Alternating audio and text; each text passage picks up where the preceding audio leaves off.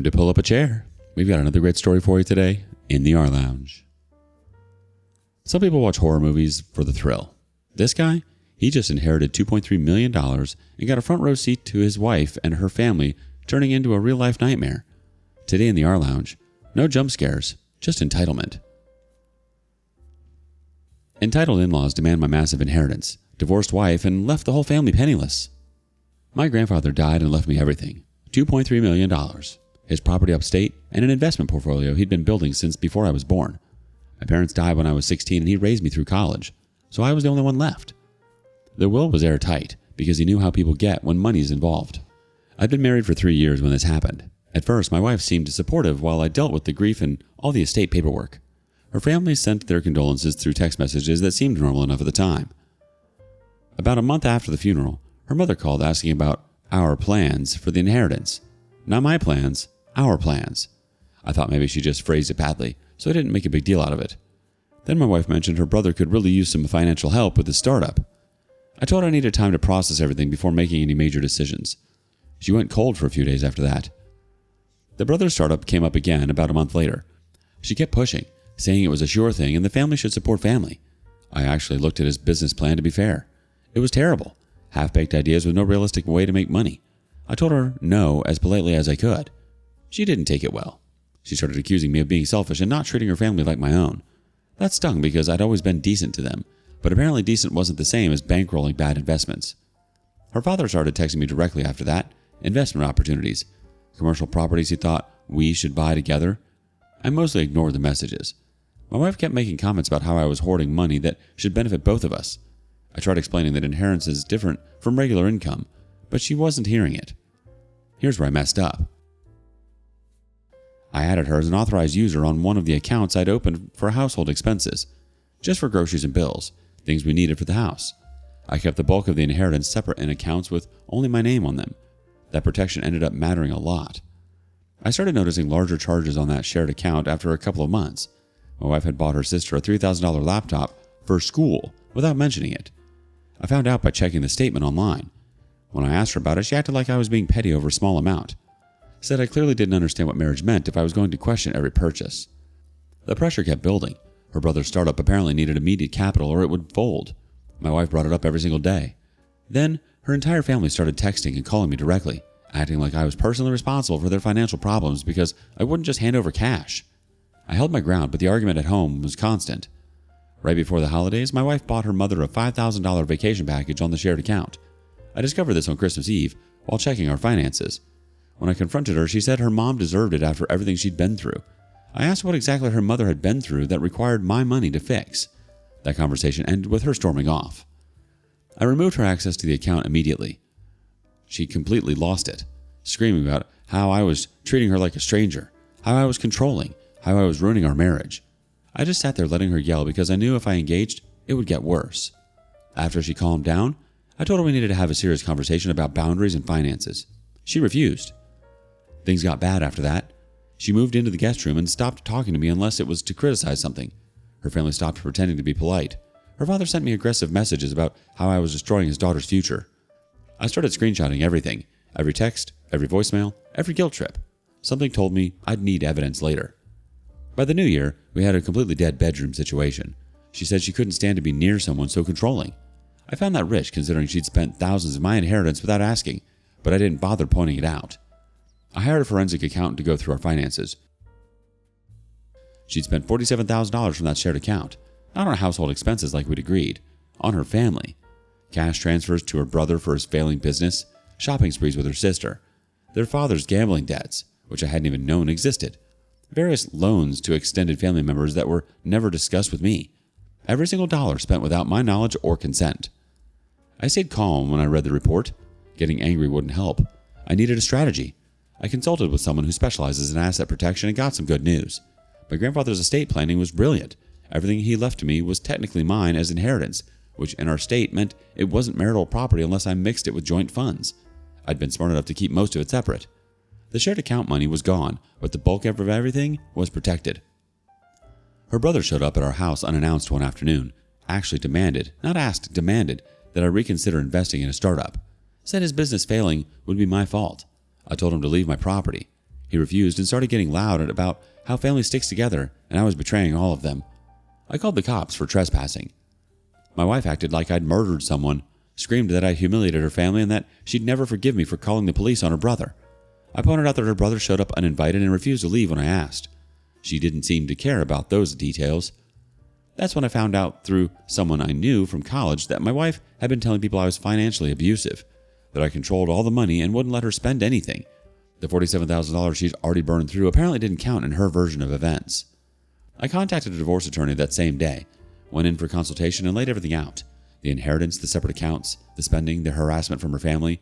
The attorney confirmed what I'd already learned from the asset protection consultation. Inheritance is separate property. She might get half of what we built together during the marriage, but that was minimal. The house was mine. Bought it before we got married. Vehicles were titled separately.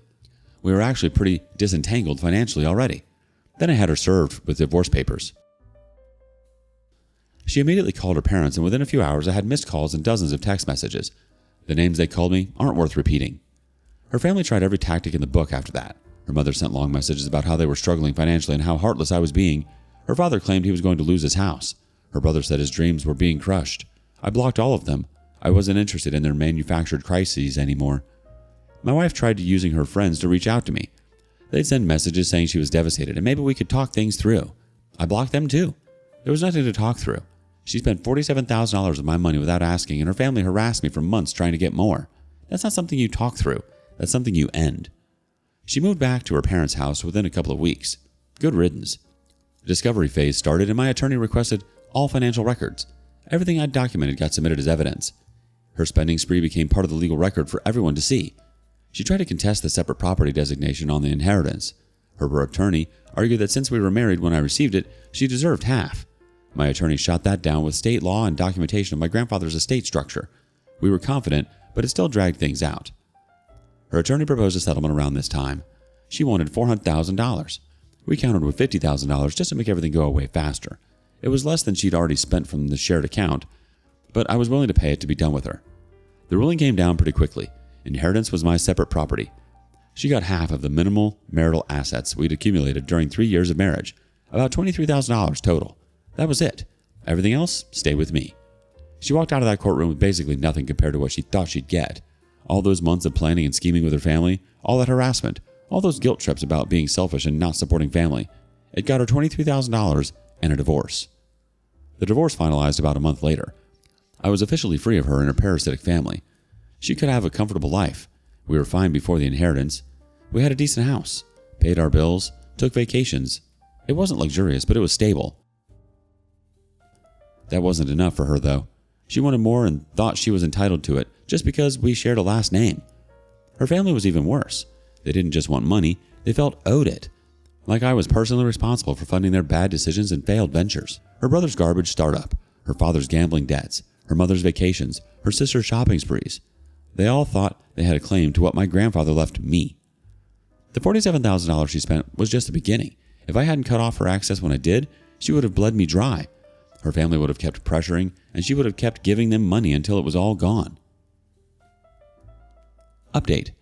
It's been about 3 months since the divorce finalized, and I figured I'd post an update since some people kept messaging asking what happened after everything wrapped up. I sold the house pretty quickly after the divorce. Too many bad memories, and I wanted a fresh start. Bought a smaller place closer to the mountains where I actually enjoy spending time. The property my grandfather left me upstate has been converted into a rental, and it's generating steady income. Last week, my phone started blowing up with calls from numbers I didn't recognize. I ignored most of them, but checked one voicemail out of curiosity. It was her sister, completely hysterical, rambling about how everything is falling apart and how this is partially my fault. I deleted it immediately, but the damage was done. Now I wanted to know what was happening. I reached out to a couple people who might have information. Took some digging, but I eventually got the full picture of how badly things had imploded for them. Her father's gambling problem was apparently way worse than anyone knew. Remember those debts my ex paid off with my money from the shared account? He never stopped gambling, just kept going deeper and deeper. He'd been making minimum payments to keep the collections off his back, but after the divorce settlement didn't give them the windfall they were expecting, he defaulted hard. The people he owed money to put a lien on their house. The same house her mother kept sending me crying messages about potentially losing. Well, now they're actually losing it. Foreclosure proceedings started a couple months ago, and from what I hear, it's moving forward fast. But here's the best part. Her brother had convinced their parents to take out a second mortgage on that house to invest in his startup. So they're not just losing it to gambling debts, they're also underwater on a property that was supposed to be their retirement security. The startup officially dissolved back in the summer with multiple angry investors talking about legal action. My ex moved back in with their parents after we split, so now all three of them are about to be homeless together. The sister who got that $3,000 laptop on my dime apparently moved across the country to get away from all the chaos. Can't say I blame her for that decision. The rental property is doing great. Reliable tenants, steady income, and it's appreciating in value. My investment portfolio is growing because I actually listen to financial advisors instead of throwing money at half-baked startup ideas. I'm planning a trip to New Zealand. Meanwhile, they're scrambling to figure out how to keep a roof over their heads. They bet everything on manipulating me into funding their lifestyle, and they lost. The ex signed away any claim to my assets when the divorce was finalized. That door is legally sealed, and there's no opening it again. Whatever happens to them now is the direct result of their own choices. The parents are losing their house because of gambling debts and bad investments in failed businesses. The brother's startup crashed and burned like anyone with half a brain could have predicted. And my ex is broke, living in her parents' house that's about to be foreclosed on, with no prospects and no way out. I'm not responding to any more messages from them or about them. That chapter is completely closed. They can figure out their own mess without my money or my sympathy. I've got a life to live, and it doesn't include people who spent months trying to rob me blind while calling in family support. Good riddance to all of them. You inherited your grandfather's legacy, not a permission slip for your wife's family to go on a shopping spree or gamble away your future. And yet, that's exactly what they tried. She acted like your inheritance was community property. Her family treated you like a personal bank, and somehow you became the bad guy for saying no. Classic. You played it perfectly, documented everything, stayed calm, and let their own bad decision implode spectacularly. The brother's startup? Dead. Father's gambling? Exposed. Sister's laptop obsession? Pointless. Wife? Walking away with pocket change while you walk out into the sunset financially intact. It's hard to imagine a more satisfying outcome. What do you make of all this? Let us know below. And thank you for joining us today in the rLounge. Be sure to like and subscribe and hit that notification bell so you don't miss out on our next video. See you next time. And please put your chair back where you found it.